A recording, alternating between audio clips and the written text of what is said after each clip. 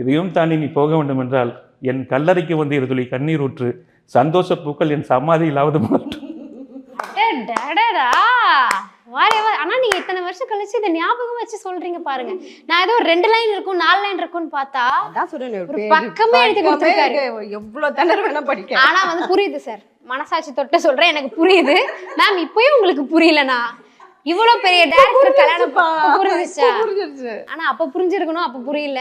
சிம்பு சொன்ன மாதிரி அப்ப புரியல இப்ப புரியுதுன்ற மாதிரி தான் இருக்கு. ஏன்னா ஒரு பக்கத்துல வந்து ஒரு 6 லைன் இருக்கும், அடுத்த பக்கத்துக்கு ஏன்னா ஸ்கிரிப்ட் எழுதுற மாதிரி எழுதிட்டேன், பின் பண்ணி கொடுத்தனே அவங்க ஸ்கிரிப்ட் நினைச்சிட்டாங்க. அதான் அது ஓகே. அப்ப எப்படி ஸ்கிரிப்ட் படிப்பீங்க நீங்க? ஸ்கிரிப்ட் இங்க வந்து நரேட் நான் நேரேட் தான் பண்ணுவாங்க.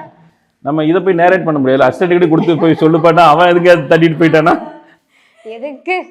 சரி ஓகே. பட் அந்த மொமெண்ட் எப்படியோ ஒரு பல்பு மொமெண்டா கொடுத்துட்டீங்க அவருக்கு லைஃப்ல. இது வந்து நீங்க எத்தனை தடவை நினைச்சாலும் சிரிச்சுட்டே இருக்கலாம் பாருங்க இந்த மாதிரி. ஆமா, அது கரெக்ட்.